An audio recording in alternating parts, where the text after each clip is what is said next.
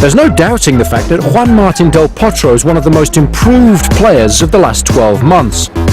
In fact, going into last year's French Open, he was ranked a lowly 68 in the world, and incredibly had only won 4 main draw matches in total on the ATP Tour by that stage of the season. A year later though, and it's a very different story. He's managed to win no less than 5 singles titles, 4 of which he won in a row last summer as he amassed a staggering 23-match winning streak. He also helped Argentina get to the final of the Davis Cup, and he's reached at least the quarter-finals of the last 3 Grand Slams he's played. And he's also made it through to at least the last 8 of 9 of the 10 events he's entered this season. And all of that now means that he thoroughly deserves to be ranked number 5 in the world. And he's done all of that by playing consistently aggressive tennis and improving every single aspect of his game. Now he's 6 foot 6 inches tall, so he's got long levers, and he puts them to good use when serving.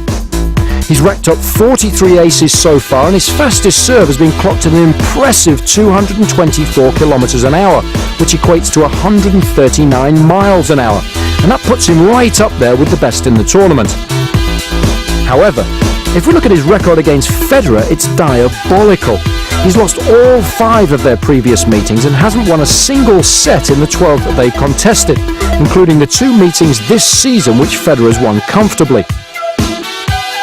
So what can he do this time around to try and change the eventual outcome of the match? Well, if we look at the tactics he uses on serve against Federer, it's very clear that he has a specific game plan.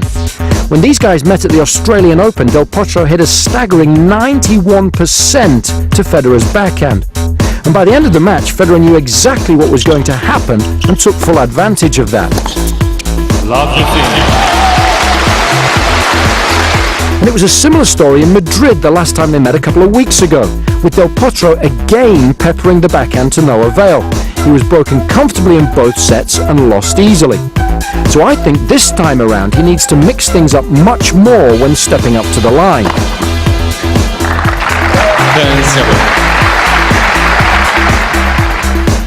The other area of his game that he struggles with when up against Federer is his return.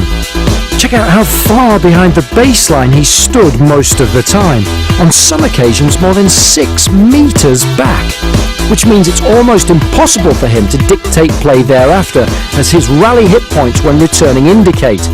He was only able to hit 14% of shots inside the baseline in all 10 of Federer's service games, and he didn't break once. So to stand a chance of beating Federer for the very first time, I think Del Potro needs to have a little bit of a rethink in regard to his tactics. He needs to vary his serve much more whilst also being more aggressive than he has in the past from the back of the court. If he can do that and really believe in himself and can handle the enormity of the occasion, and those are very big ifs, then he's in with a shout. Otherwise, the smart money must surely be on Federer making it through to his 4th consecutive final.